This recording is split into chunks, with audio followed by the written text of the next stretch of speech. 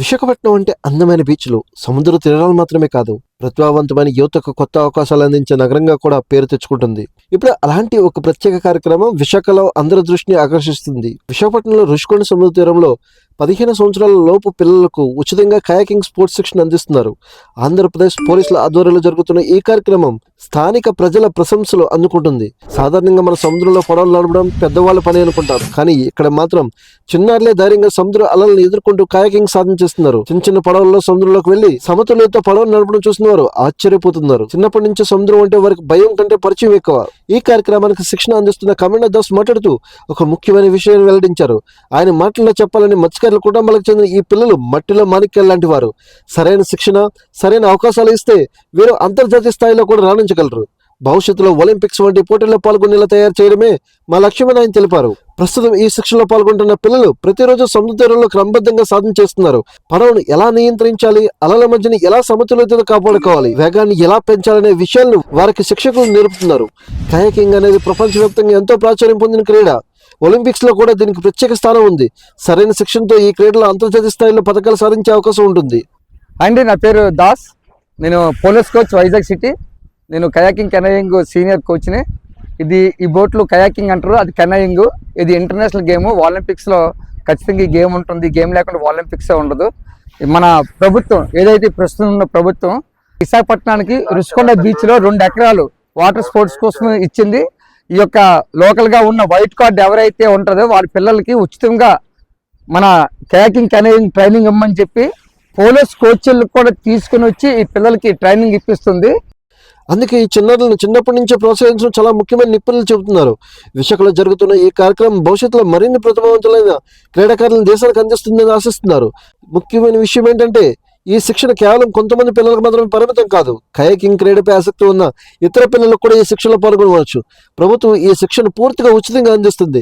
ఆర్థిక పరిస్థితి అడ్డంకి కాకుండా పిల్లలకు అవకాశం కల్పించడం ఈ కార్యక్రమం ప్రత్యేకత.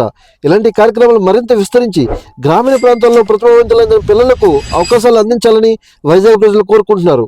శిక్షణ ఉంటే ఈ చిన్నారులు భవిష్యత్తులో దేశానికి గర్వకారణంగా నిలుస్తారని వారు భావిస్తున్నారు. వాటర్ స్పోర్ట్స్ లో అవకాశం ఇచ్చినందుకు ధన్యవాదాలు. మేము 4 రోజుల నుంచి దాస్ సార్ దగ్గర ట్రైనింగ్ తీసుకుంటున్నాం. చాలా బాగా చెప్తున్నారు. నేషనల్ లో మెడల్ కొడతాం, విశాఖపట్నంకి పేరు తెస్తాం. ఇలాంటి ప్రోత్సాహం ఉంటే రేపటి రోజున ఒలింపిక్స్ లో భారత జెండా ఎగరేసే క్రీడాకారులు విశాఖ నుంచి రావడం ఆశ్చర్యం కాదు. ఇది సాధారణ స్పోర్ట్స్ ట్రైనింగ్ కాదు, ఇది ఒక ప్రత్యేక మిషన్. విశాఖపట్నంలో రుషికొండ బీచ్ వద్ద ఆంధ్రప్రదేశ్ పోలీసుల ఆధ్వర్యంలో 15 సంవత్సరాల లోపల పిల్లలకు ఉచితంగా కయాకింగ్ శిక్షణ ఇస్తున్నారు.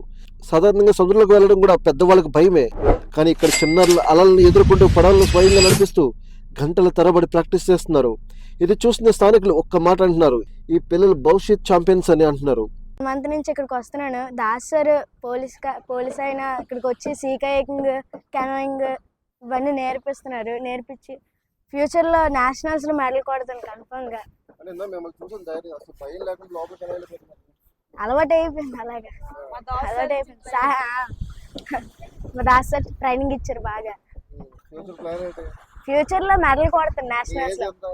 13 8th క్లాస్ గవర్నమెంట్ వాడపాలెం ఇక్కడ హై స్కూల్. చూసాం కదండి, ఇప్పుడు మనం రుషికొండ దగ్గర ఉన్న బీచ్ దగ్గర ఉన్నాం. ఈ బీచ్ లోనే కయాకింగ్ అనే ఈ స్పోర్ట్స్ ని ప్రభుత్వం, central government and state government కలిపి నిర్వహిస్తుంది. సో ఇందులో భాగంగానే కొంతమంది అండర్ 15 పిల్లలు, అంటే అండర్ 15 అంటే ఇంకా తక్కువ ఏజ్, 10 to 15 ఏజ్ ఉన్న పిల్లలకి ఈ కయాకింగ్ అనే స్పోర్ట్స్ నేర్పిస్తున్నారు.